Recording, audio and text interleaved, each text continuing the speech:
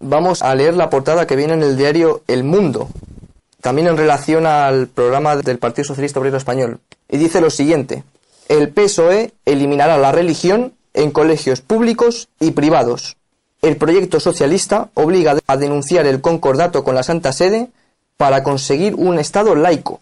Y leemos en el artículo: el PSOE planteará en su programa electoral expulsar definitivamente la asignatura de religión del horario lectivo de los colegios públicos, concertados y privados.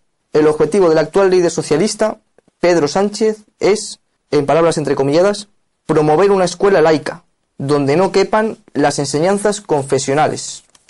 Sí, después de haber comentado la barbarie de escolarizar a los niños desde que nacen, año cero, hasta los 18, además de esa barbarie, ahora en el borrador del programa añade el PSOE que eliminará la religión en colegios públicos, concertados y privados.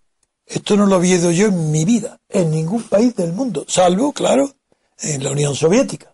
Bien, que se elimine de los colegios públicos la obligatoriedad disciplinaria de la enseñanza de la religión católica y o de cualquier otra, es comprensible. Pero que se suprima el aprendizaje, el estudio, los horarios lectivos de los colegios concertados y privados, sobre todo estos, es que no se da cuenta que la intromisión de la red pública en lo privado implica totalitarismo. Es que no sabe el PSOE ni este ignorante, este burro de Sánchez, que la enseñanza privada en España no puede condicionar la política del Estado. No puede ser que los padres pueden mandar a sus hijos a enseñarles exclusivamente la religión, o las religiones, o la católica, o la musulmana, o el budismo, o el taoísmo. Pero ¿cómo se han creído que se puede legislar sobre todo estos aprendices de brujo totalitario? ¿Qué locura está diciendo Pedro Sánchez? Promover una escuela pública laica donde no quepan las enseñanzas confesionales. De acuerdo, la escuela pública, pero ¿qué tiene que ver eso con los colegios privados católicos? Y añade el periódico que dice: ni siquiera los colegios privados católicos podrán dar religión en las aulas y en horario escolar. Solo lo podrán hacer en forma extraescolar, como dicen los socialistas del partido, igual que la danza española o las actividades deportivas infantiles. Bien, equiparar la religión, la enseñanza y el conocimiento de la religión, después de haber suprimido la enseñanza de la filosofía, es uno de los mayores disparates que yo he oído nunca sobre el tema de la educación. Porque si se suprime la filosofía, no se conoce el origen ni el motivo de por qué los griegos pasaron del tratar sobre la naturaleza, nada más, era el título de todas las obras de los presocráticos, eran sobre la naturaleza, Heráclito, Parménides, todos. ¿Por qué motivo se pasó a la enseñanza no de la naturaleza, sino de la conducta humana, las humanidades? Quien no estudia no sabe por qué, ni por qué apareció la escuela de sofistas, ni por qué Sócrates el primero que plantea ante la posteridad el tema de la filosofía, ni por qué nace de ahí, de Sócrates nace Platón, y de Platón nace Aristóteles. Y ahora añade y suprimimos la religión. Especialmente, claro, no quieren enseñanzas confesionales. ¿Pero qué creen que es la religión? Pero si la religión es un sentimiento que ya está impreso en el corazón de la humanidad desde que tenemos noticias de su existencia. Cuanto más primitivos los hombres y menos conocen el trueno, el viento, la lluvia, o el sol, o el terremoto, desde entonces se lo explican por los dioses, la cólera o la benignidad de los dioses. Y Yahvé, Jehová, son nombres que atribuyen cada pueblo a su Dios que lo protege. Y así se llega al monoteísmo, pero el politeísmo es una civilización exquisita, donde hay enseñanza de la religión. Claro que hoy se llama mitología, pero es una enseñanza didáctica extraordinaria, no solo porque ha sido la madre del arte primitivo y del moderno, sino porque en las enseñanzas y costumbres de los dioses a imitación de los humanos, que esos son dioses de mayor fuerza, mayor potencia, pero son como los humanos, el hombre aprendió a conocer lo que es la moral y la justicia. ¿Cómo se puede conocer lo que es el derecho o la justicia si no tiene enseñanza de la moral? Si no sabe distinguir entre moral y ética, por ejemplo. ¿Pero qué creéis que es el imperativo categórico de Kant? Sí, es dirigido a personas formadas, potentes, intelectualmente, quiero decir, que son capaces de hacerse un ideal de comportamiento hacia los demás. Es el imperativo categórico. Haz siempre aquello que puede ser convertido en regla universal. Compórtate como si tu vida fuera ejemplo para el mundo. Claro, que eso no lo puede decir un hambriento, pero de ahí a suprimir la enseñanza de la religión. ¿Pero qué diferencia entre la moral natural aparece después de las religiones, no antes? El primer conocimiento que tenemos del hombre es religioso, es reverencial. Un hombre atemorizado ante la naturaleza que cree que los dioses castigan sus maldades y benefician sus bondades. Es tan antiguo la creencia en la religión como en la humanidad. Es cierto que hay un proceso luego, proceso racional, donde se pueden ser ateo, deísta no. Deísta es otra cuestión. Agnóstico es el que no cree en una cosa ni en otra. Es socialdemócrata. Todo agnóstico es un socialdemócrata. No cree en la existencia de Dios, dice, porque nadie se lo ha probado. Pero añade, tampoco creo en que Dios no exista. Puede ser que exista porque nadie me ha probado que no exista. Nadie me pruebe ni que exista ni que no exista. Por tanto, soy agnóstico. Eres un cobarde socialdemócrata. Porque tú tienes que regirte por tu razón.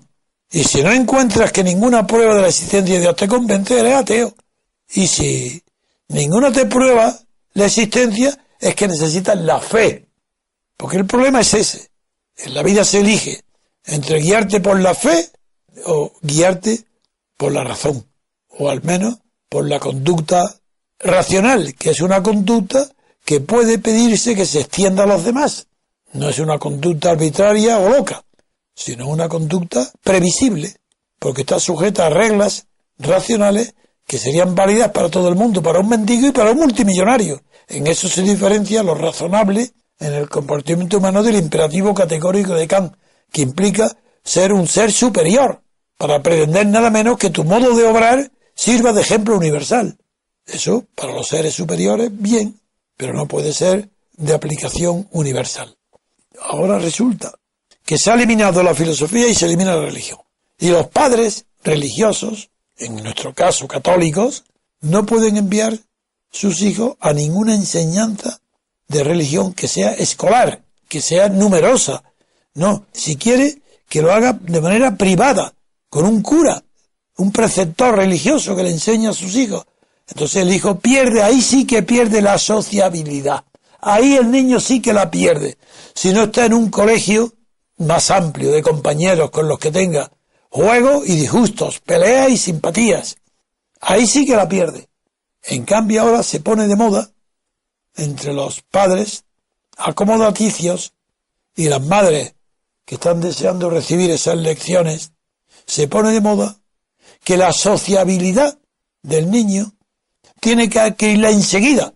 En eso que tú antes has llamado, que está aquí con nosotros, Carlos, que me hablaste del aprendizaje primario, infantil o precoz, ¿cómo dijiste que llamaba? Estimulación temprana. Eso es. La estimulación temprana es que se estimula a un niño de un día fuera de su casa, bueno, y que le dé de mamar el pecho varias mujeres que estén embarazadas para aumentar su sociabilidad, para que no tenga leche solo de la madre. ¿Eso qué es eso? Eso es un privilegio. No puede ser, tienen que ser todos iguales. Entonces los niños tienen que mamar de pechos diferentes y mandarlos muy pequeñitos, con menos de un año, al jardín de la infancia para estimular su sociabilidad.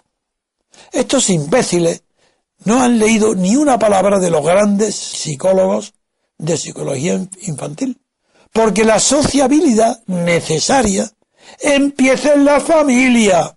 Son los padres, los hermanos, los tíos, los abuelos, los que propician y favorecen la adquisición de hábitos y de mentalidades sociables de los niños pequeños. Es verdad, luego, que el trabajo de la mujer ha llevado consigo la necesidad de crear, pues, recintos para guardar con vigilancia a los menores. Pero no se les enseña nada. Sí, sociabilidad. Pues no, todos entran llorando y casi todos salen llorando. Eso es una manera. Bien, no entro ahora porque no es el tema. Solo quiero decir que se puede suprimir la enseñanza religiosa de la enseñanza pública, es evidente. Si el Estado es laico, no tiene por qué optar por una religión católica en detrimento de otras religiones por el hecho de que su inmensa mayoría de los gobernados en ese Estado sea católica. Pero la moral enseña todas las religiones. Que enseñe moral, que cree una disciplina de moralidad, no de ética. La ética ya pertenece a la filosofía y es el estudio racional o racionalización de la moral. Que estudie la moral, que es costumbre. Si la moral es las costumbres, es que se olvida de la palabra mores o costumbres. Como decía Cicerón, la moral son las costumbres. ¿Cómo se va a dejar de enseñar en los colegios a los niños cuáles son las costumbres sanas que no perjudican a la sociedad y que favorecen la convivencia? Esa es la moral. ¿Que no estudien ética? No, que se deje a la filosofía, la ética. Yo, la verdad es que nunca había visto un programa político de un partido que no sea soviético, como lo que ha hecho el PSOE con este programa donde elimina la religión, la filosofía y donde además añade todo lo que hasta ahora llevamos exponiendo. Aquí se ha lucido Pedro Sánchez, claro, es un ignorante, no tiene más conocimientos que haber sido un jugador de baloncesto y la verdad es que está errando todos los balones que trata de meter en el cesto, porque todos están disparados, porque son disparates. Esto es triste, pero hay que decirlo todos los días. El PSOE es un partido encanallado, porque está enseñando cosas canallescas, que es la supresión de la enseñanza de la religión y de la moral, que forma parte de la filosofía. Sí, la moral forma parte de la filosofía. Y la moral natural está al alcance de muy pocas personas. Porque la moral natural, que ya empieza a inspirar a cierto tipo de derecho, no a todo el derecho. El derecho romano no está inspirado por la moral natural. Comienza inspirado en los derechos del pater familias. Era el derecho antiguo quiritario, el de la antigua monarquía romana. Pero el derecho inspirado en la moral natural empieza luego ya cuando el triunfo de Roma hace que lleguen a Roma en busca, como ahora los famélicos emigrantes, llegan del mundo entero buscando unos como esclavos y luego se liberan mediante la manumisio, otros que van en busca de comida y forman lo que se llama el pueblo de los peregrinos, que no habitan dentro del recinto de Roma, sino fuera, y que no están sujetos al derecho romano, sino al ius gentium, el derecho de gentes. Que ahí sí, gentes, como Roma es gentilicia, la organización de las ciudades antiguas, tanto Atenas como Roma, es gentilicia. Se organiza por la pertenencia a gentes. Es más, la organización de las ciudades, el trazado de las ciudades, entre ellos el de Roma, obedece a la línea descendente de la madre. De ahí que algunos antropólogos, como Schoffen, equivocaran a Carlos Marx y a Engels, creyendo que había habido una época en la historia de la humanidad de matriarcado, donde las mujeres eran las que mandaban y tenían. Y no es verdad, es simplemente que en todas las organizaciones gentilicias, heredado de las civilizaciones tribales, la organización de los pueblos y aldeas se hace por afiliación matrilineal. Eso no es matriarcado, es que no se sabe quién es el padre. Y como no se sabe, se organiza la ciudad en torno a los troncos y ramas derivadas de la madre. Y Roma también. Se organizó la ciudad de Roma así. Los peregrinos que quedan fuera de la gentilicio tienen otro derecho, que es el derecho que hoy se llama internacional y que entonces se llamó ius gentium. Cuando oigo hablar a Pablo Iglesias, decir nuestra gente, mi gente, porque no le llaman al pueblo, ya no le llaman pueblo, le llaman gente.